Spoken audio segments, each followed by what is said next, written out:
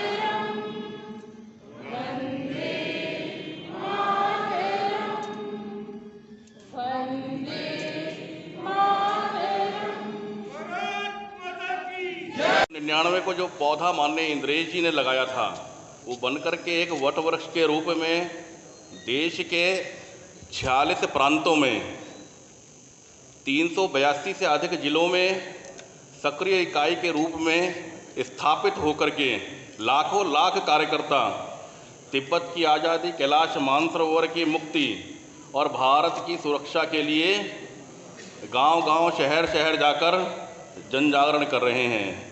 लोगों को बताने का प्रयास कर रहे हैं कि किस प्रकार 1959 में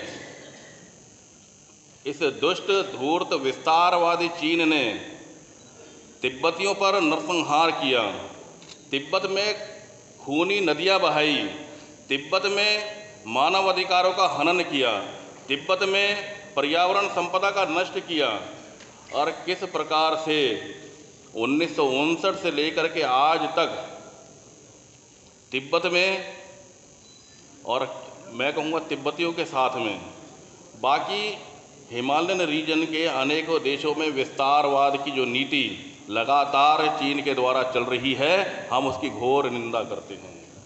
और ये सब विषय भारत तिब्बत सहयोग मंच के कार्यकर्ता माननीय इंद्रेश जी के मार्गदर्शन में व्यक्ति व्यक्ति तक पहुंचाने का प्रयत्न कर रहे हैं।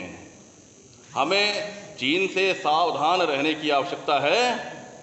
किस प्रकार 1962 में धोखे से हिंदी चीनी भाई भाई का नारा दिया गया और चीन ने भारत की पीठ में छुरा घोंपने का काम किया, लेकिन इसकी शुरुआत 1962 की वो इसकी पटकथा तो पहले ही लिखी गई थी। 1954 में जब पंचशील का समझौता हुआ, मैं उस समझौते को समझौता ना कहकर धूर्त संधि बोलता हूँ। चीन ने धूर्तता पूर्वक भारत के साथ वह संधि की और हमारे देश के उस समय के नेता, उस समय की सरकार चीन के झांसे में आ गई और पंचशील का समझौता कर बैठे। बल्कि मैं तो ये भी कहता हूँ कि उस समय की सरकार हो सकता है कि चीन की गोद में बैठ करके तमाम निर्णय फैसले कर रही थी। हमारे देश के एक विशेष पार्टी के नेता, उनकी सरकार गली मोहल्ले, गांव, शहर एक ही नारा दे रहे थे, हिंदी चीनी भाई भाई। यह नारा नहीं, ये धोखा था जो भारत की जनता के साथ किया गया। और हमारे देश के नेता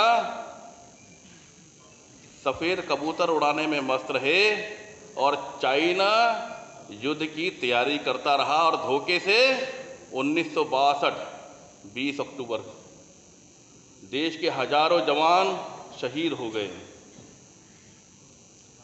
देश को विश्व के सामने शर्मसार होना पड़ा। यह काम उस समय की सरकार के द्वारा किया गया।